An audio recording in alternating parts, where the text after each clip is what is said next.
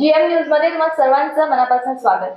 आपण बघतो आहे की लहान मुलांमध्ये जे लघवीचे आजार आहेत, युरिन इन्फेक्शन आपण ज्याला म्हणतो, त्याचं कधी कधी मोठ्या आजारामध्ये रूपांतर होत असतं आणि त्याचबरोबर किडनी सारख्या आजारांना आपल्याला सामोरे जावं लागतं।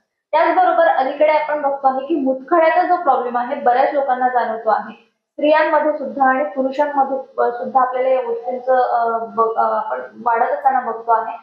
पण यावरती आपण आळा कशा प्रकारे घालू शकतो, याची काही लक्षणं वगैरे आपल्याला आढळून येतात का? लहान मुलांमध्ये आपण लवकरात लवकर उपचार कसे करावेत याचबद्दल मार्गदर्शन आज मी तुम्हाला देणार आहे। आज मी आलेली आहे बोकारे हॉस्पिटल नांदेड येथे। गेली बरेच वर्ष झाली, म्हणजे 28-29 वर्षांपासून बोकारे हॉस्पिटल नांदेडमध्ये सेवा देते आहे। युरिनशी रिलेटेड सगळ्या समस्यांवरती इथे उपचार केला जातो। अधिकही चर्चा आज आपण करणारच आहोत।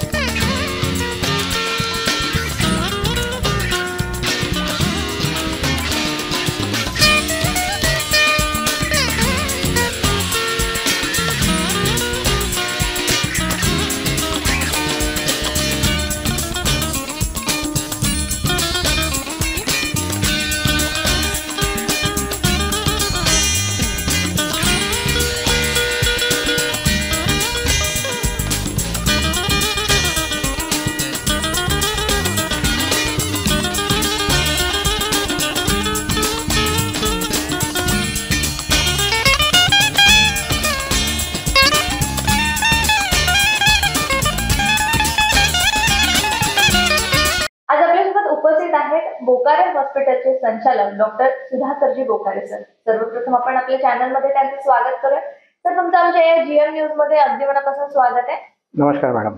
तर जसं की 29 वर्ष पूर्ण झाली आहेत बोकारे हॉस्पिटलला आणि एवढ्या 29 वर्षांपासून आपण इथे सातत्याने सेवा देत आहे। युरिनशी रिलेटेड म्हणजे सगळ्या समस्यांवरती तुम्ही इथे उपचार करीत आहात। मला सर्वात आधी हे सांगाल की 29 वर्षांआधी जेव्हा आपण इथे सुरुवात केली होती, आता आजारांचं स्वरूप बदलत चालले आहे, आजार वाढत चालले, पण तेव्हा काय कंडिशन होती नेमकी नांदेडमध्ये, काय सांगाल आम्हाला? जेव्हा मी प्रॅक्टिस चालू केली मे 95 मध्ये, त्यावेळेस शहराचं वाढ पण थोडी कमीच होती आणि या ठिकाणच्या लोकांना मूत्रमार्गाशी संबंधित सगळ्या आजारांसाठी हैदराबाद किंवा मुंबई, पुणे अशा ठिकाणी जायला लागायचं, कारण स्पेशालिस्ट तेव्हा सुपर स्पेशालिस्ट इकडे अवेलेबल नव्हते। पण त्यानंतर हळूहळू आम्हाला सुरुवातीच्या काळामध्ये खूप मेहनत घ्यावी लागली की लोकांना ही गोष्ट रुजवून देण्यासाठी की या आजारावर ह्या ठिकाणी आपल्या शहरामध्ये सुद्धा विलाज होऊ शकतो। पण हळूहळू लोकांना 1-2 वर्षामध्ये ही गोष्ट ऍक्सेप्ट झाली आणि त्यानंतर लोकांची जो त्रास होता नांदेडहून बाहेर जाण्याचा, आणि सर्वच लोक जाऊ शकत नव्हते त्यावेळेस, जे अफोर्डेबल लोक होते तेच मोठ्या शहरामध्ये विलाज घेण्यासाठी जाऊ शकत होते। मग इथल्या लोकांना खूप परेशानी होत होती आणि ज्या पद्धतीने त्यांचा सुविधा मिळायला पाहिजे किंवा विलाज व्हायला पाहिजे त्या पद्धतीने तो होत नव्हता। ही परिस्थिती त्या काळात होती। तर आता बोकारे हॉस्पिटल इथे काय काय ट्रीटमेंट केली जाते, कुठल्या कुठल्या आजारांवरती इथे इलाज होतो? मला वाटते आणखीन पण मॅम सुद्धा तुमच्या सोबतीला आहेत, प्लीज आम्हाला एक्सप्लेन करून सांगा काय आजार? बोकारे हॉस्पिटलमध्ये मुख्यतः युरोलॉजी, सर्जरी आणि गायनेकोलॉजी म्हणजे स्त्रियांशी संबंधित आजार, ह्या सर्व आजारांवर उपचार होतो। कारण डॉक्टर तेजस्विनी बोकारे माझ्या मिसेस त्या गायनेकोलॉजिस्ट आहेत। या आमच्याकडे प्रामुख्याने मूत्रमार्गाशी संबंधित सर्व आजार, म्हणजे मुतखडा असेल, किडनीशी संबंधित काही मॅलिग्नन्सीज असतील, त्यानंतर लहान मुलांच्या मूत्रमार्गाचे आजार असतील, मूत्रमार्ग अरुंद होण्यावर जे उपचार असतील ते असतील, मुतखड्याचे असतील, प्रोस्टेट ग्रंथीचे आहेत, अनेक सर्व प्रकारचे मूत्रमार्गाचे विलाज आमच्या हॉस्पिटलमध्ये होतात। तसेच स्त्रियांचे विलाज आणि सर्जिकल ट्रीटमेंट हे पूर्ण इथं केलं जातं। बरोबर। तर आता तुम्ही इथे एवढ्या सगळ्या सुविधा देत आहात, मॅम सुद्धा तुमच्या सोबतीला आहे। मला हे जाणून घ्यायचं आहे की तुमचं जे एज्युकेशन आहे या फील्ड मधलं, तुमची जी स्पेशालिटी आहे आतापर्यंत आपण त्याच्यावरती बोलत होतो, ती स्पेशालिटी नेमकी तुम्ही कुठून घेतलेली आहे, कुठून एज्युकेशन प्राप्त केलेलं आहे? माझं MBBS आणि MS जनरल सर्जरी हे education government medical college Aurangabad बरं. इथून झालं. बरं. त्यानंतर माझं सुपर स्पेशलायझेशन जे आहे युरोलॉजीचं ते मुंबईला सर हरकिशनदास हॉस्पिटल त्यावेळेसचं आणि आताचं रिलायन्स हॉस्पिटल त्या ठिकाणाहून माझं युरोलॉजीचं शिक्षण झालं. डॉक्टर CT पटेल हे माझे गाईड होते त्यावेळेस. तर आता आपण बघतो आहे की जसं मुतखडा, त्याचबरोबर युरिन इन्फेक्शन झाला, तर याच्यावरती काय काय तपासण्या केल्या जातात आपल्या हॉस्पिटलमध्ये, किंवा तुम्ही काय सजेशन देतात असे जे काही पेशंट तुमच्याकडे आले, स्त्रिया, पुरुष, लहान मुलं? ह्या संबंधी मूत्रमार्गाच्या कुठल्याही आजारावरती आपल्याला लघवीची तपासणी करावी लागते. रक्ताच्या काही टेस्ट असतात, जसं सिरम क्रिएटिनिन आहे आणि अजूनही दुसऱ्या टेस्ट कराव्या लागतात. तसंच सोनोग्राफी हा मुख्यतः केला जाणारा एक तपासणीचा प्रकार आहे. त्यानंतर गरजेनुसार मग IVP जे इंट्राव्हेनस पायलोग्राफी किंवा स्ट्रिक्चर असेल तर मग रिट्रोग्रेड युरेथ्रोग्राम किंवा मिक्च्युरेटिन सिस्टम युरेथ्रोग्राम आणि CT स्कॅन आणि काही पेशंटमध्ये MRI ह्या प्रकारच्या टेस्ट आपल्याला कराव्या लागतात, तपासण्या. नक्कीच. आणि सर, उपचार पद्धती नेमकी कशी असते या पेशंटवरती करण्याची? ते पेशंटच्या आजारावरती अवलंबून आहे. त्यांना कुठल्या प्रकारचा आजार आहे त्या प्रकारे त्याचं ऑपरेशन केलं जातं किंवा काही पेशंटला नुसत्या गोळ्या औषधे मेडिसिनवरती पण क्युअर होतं पेशंटचा आजार. सर, आता आपण बघतो आहे की जी काही लहान मुलं आहेत, मोठे झाल्यानंतर पण म्हणजे जसं जसं वय वाढतं तसं तसं बेडवेटिंग म्हणजे रात्री बिस्तऱ्यामध्ये लघवी करणे हा खूप मोठी समस्या आपल्याला समोर दिसत आहे. बरेचसे पालक याला घेऊन खूप चिंतित असतात. याच्यावरती या पालकांना तुम्ही आता काय मार्गदर्शन करू शकता? काय करायला पाहिजे या लहान मुलांना घेऊन, किंवा जसं जसं त्यांचं वय वाढतं काय करायला पाहिजे, काय निर्णय? त्याच्यामध्ये मुख्यतः खूप काळजी करतात आई वडील. जर पेशंट हा मुलगी असेल तर जास्तच काळजी करतात मुख्यतः मुलांपेक्षाही. त्याच्यामध्ये प्रॉपर काउन्सिलिंग आणि रेग्युलर ट्रीटमेंट घ्यावी हे आम्ही त्यांना ॲडवाइस देतो. त्याच्यामध्ये काही बेसिक टेस्ट आम्ही करून घेतो, ब्लड आहे, युरिन आहे, सोनोग्राफी आहे ह्या, आणि त्यांना काउन्सिलिंग करून सांगतो की हा आजार एक सेंटर असतं आपल्या ब्रेनमध्ये, इनिबिशन सेंटर म्हणून. ते सेंटर जन्मताच डेव्हलप होतं मुलांमध्ये किंवा कुठल्याही बालकामध्ये. तर ते एखाद्या याच्यामध्ये डेव्हलप झालं नाही त्यावेळेस तर मग ते रात्री वयाच्या 3 वर्षानंतर, 4 वर्षानंतर, 5 वर्षानंतर सुद्धा लघवी करतात अंथरुणामध्ये. तर त्याला म्हणतात नॉक्टर्नल इन्युरिसिस त्या आजाराला. तो आजार हा क्युरेबल आहे. त्याचे काही टप्पे आहेत, वयाच्या काही टप्प्याप्रमाणे तो दुरुस्त होतो. जसं की पहिला टप्पा आहे 12 वर्षानंतर जवळजवळ 85% मुलामुलींचा तो आजार आपोआप स्वतःहून पण थांबतो आणि मेडिकेशननी थांबतो. काही जणांचा वयाच्या 15व्या वर्षापर्यंत आणि उरलेल्या 5-1% लोकांचा 18 वर्षापर्यंत. ज्या लोकांचा 18 वर्षानंतरही त्यांना बेड वेटिंग असेल तर ते मग खूप मुश्किल असतं थांबणं. पण त्यांना नियमित औषधी वगैरे आम्ही देतो, त्याच्याने तो आजार बरा होतो. तेव्हा घाबरून जाण्याचं काही कारण नाही. फक्त काउन्सिलिंग प्रॉपर केल्यानंतर आणि नातेवाईकांनी जे आम्ही सांगू त्याप्रमाणे फॉलोअप केलं तर तो आजार दुरुस्त होतो. सर, आता त्याचबरोबर मला हे विचारायचं की युरिन इन्फेक्शन ज्या काही लोकांना होते, लहान मुलं किंवा स्त्रिया, पुरुष, तर याचं जे किडनी वरती काही प्रभाव पडतो का, किंवा किडनी खराब होणं आणि युरिन इन्फेक्शन याचं काही कनेक्शन आहे का यावेळेस? प्लीज एक्सप्लेन करा. हो, काही असोसिएटेड आजार असतील त्याच्यासोबत, इन्फेक्शन सोबत, तर नक्कीच रिनल डॅमेज हा प्रोग्रेसिव्ह होत असतो आणि त्याचं रूपांतर नंतर एंड स्टेज रिनल डिजीज मध्ये म्हणजे किडनी फेल्युअर ज्याला आपण म्हणतो त्याच्यात होतं. जसं की आता रिफ्लक्स नावाचा एक आजार असतो, त्याला म्हणतात वसायको युरेट्रिक रिफ्लक्स.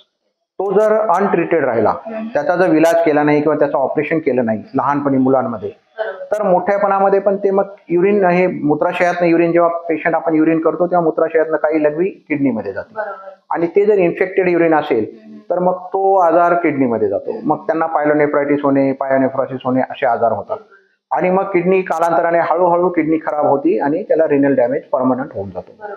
सर, आता स्त्रियांमध्ये याचं खूप प्रमाण वाढतं आहे, मुतखड्याचं प्रमाण स्त्रियांमध्ये खूप वाढत असताना दिसत आहे. काय कारण असू शकतात हे मुतखडा वाढण्याचं प्रमाण? का बरं वाढत असेल? स्त्रियांमध्ये हा प्रॉब्लेम का बरं जाणवत असेल, काय सांगा? तसं हा असं जेंडर डिफरन्शिएशन काही फारसं नाही याच्यामध्ये. स्त्री आणि पुरुष दोघांमध्ये हा आजार होतो मुतखड्याचा.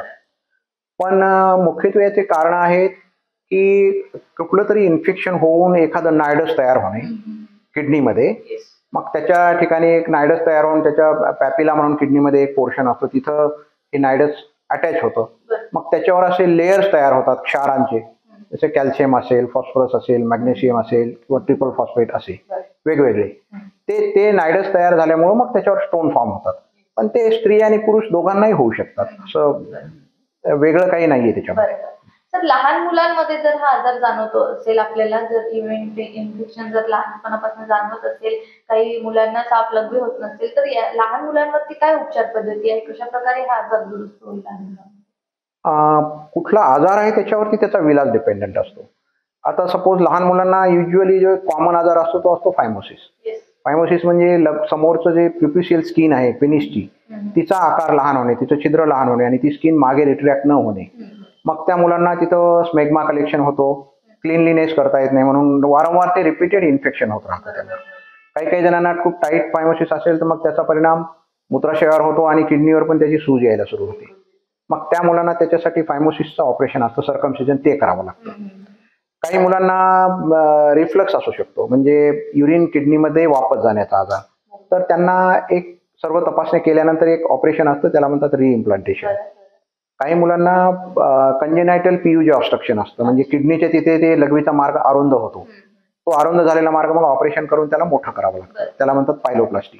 असे वेगवेगळ्या आजारानुसार अनुरूप त्यांचे ऑपरेशन करावे लागतात आपल्याला. तर मुतखळाचा जो आजार आहे, बरेचसे पेशंट तुमच्याकडे खूप लांबून मुतखळ्यासाठी येत असतात. मला सांगाल की मुतखळ्यावरती जे उपचार घेतात, पण त्याच्या आधी हा आजार होऊच नाही किंवा याची काय लक्षणं दिसून येतात का आपल्या बॉडीमध्ये, काही आपल्याला आढळून येतं का जेव्हा मुतखळा आपल्या शरीरामध्ये असतो? हो, मुतखडा असेल तर युजली त्याचं पहिलं सिम्पटम असतं की दुखणे, पोटात दुखणे, लंबार रिजन म्हणून किडनीच्या जिथे किडनी सिच्युएटेड असते तो भाग, फासळ्यांच्या खालचा मागच्या बाजूला, तिथं दुखणे किंवा बेंबीच्या खाली दुखणे हे असू शकतं. किंवा कधी कधी लघवीमध्ये खूप जळ लागणे, कधी रक्तस्राव येणे, अशा प्रकारचे त्याचे लक्षणे येतात. त्या लक्षणांना आपण दुर्लक्ष करायचं नाही, डॉक्टरांकडे जाऊन त्याचा तपासण्या करून घेणे, जसं की युरिन एक्झामिनेशन आहे, सिरम क्रिएटिनिन आहे आणि सोनोग्राफी. हे बेसिक इन्व्हेस्टिगेशन केले तर आपल्याला कुठे खडा आहे का, त्या खड्यामुळे काही अडथळा निर्माण झालाय का, कुठे सूज आली आहे का हे समजतं. मग त्याच्यानुसार त्याचा संबंधित आजाराचा विलाज आपण करू शकतो. खूप छान वाटलं सर तुमच्याशी यावेळेस चर्चा करत असताना. अनेक दर्शक नांदेडमधील काही लोक आपल्याला जीएम न्यूजच्या माध्यमातून बघत आहे, महाराष्ट्रभर जनता आपल्याला बघते आहे. काय संदेश द्याल तुम्ही यावेळेस जनतेला, काय मार्गदर्शन कराल? खाण्यापिण्याच्या सवयी आपण नियमित व्यवस्थित जेवण घेणे आणि सगळ्यात महत्वाचं भरपूर पाणी पिणे, हे एक गोष्ट आपण जरूर केली पाहिजे. आणि जेव्हा केव्हा आपल्याला एखादं निदान लागलं जातं की मुतखडा आहे म्हणून, तर तो मुतखडा संबंधित तज्ज्ञाकडे जाऊन त्याच्या तपासणी करून घेणे आणि सल्ला घेणे. हल्ली असं पाहण्यात येतं की बरेचसे पेशंट मुतखडा झाला की ते कोणाकडे तरी जातात, वैद्याकडे जातात, कुठे खाजगी औषधी घ्यायला जातात आणि खड्याचा आकार समजा 20 mm असेल, 15 mm असेल, तरी पण त्यांना सांगितलं जाते, तो निघून जातो आणि सोपा विलाज म्हणून सगळे त्याच्या मागे जातात आणि पेशंटचं खूप नुकसान होतं. किडनी पण डॅमेज होती, कधी कधी किडनी पूर्णपणे निकामी होऊन जाते, किडनी काढायची पण वेळ येऊ शकते. त्याच्यामुळं तुम्ही जर सल्ला प्रॉपर घेतला तर तुमचा विलाज झाला तर तुमची किडनी वाचू शकते. याच्यासाठी गैरमार्गाच्या विलाजाच्या मागे लागू नये, हा माझा सल्ला राहील. खूप खूप धन्यवाद सर दिलेल्या सगळ्या सविस्तर माहितीबद्दल आणि आमच्या जीएम न्यूजला तुम्ही तुमचं अमूल्य वेळ, अमूल्य मार्गदर्शन केल्याबद्दल तुमचे खूप खूप आभार. थँक्यू. तर हे होते माझ्यासोबत डॉक्टर सुधाकरजी बोकारे सर. आपण बघितलेलं आहे की युरिन इन्फेक्शन आणि मुतखळा या सगळ्यांवरती आज आपण चर्चा केलेली आहे. काय काय आजार आपल्याला जाणवू शकतात किंवा याच्यावरती उपचार पद्धती नेमकी कशी असायला पाहिजे. तरी सुद्धा बोकारे हॉस्पिटलला जर तुम्हाला भेट द्यायची असेल तर खाली दिलेल्या स्क्रीनच्या नंबरवरती तुम्ही संपर्क साधू शकता. खाली ऍड्रेस सुद्धा मेन्शन केलेला आहे. तुर्तास मी नेहा तुम्हा सर्वांची रजा घेते. बघत रहा गजर महाराष्ट्राचा.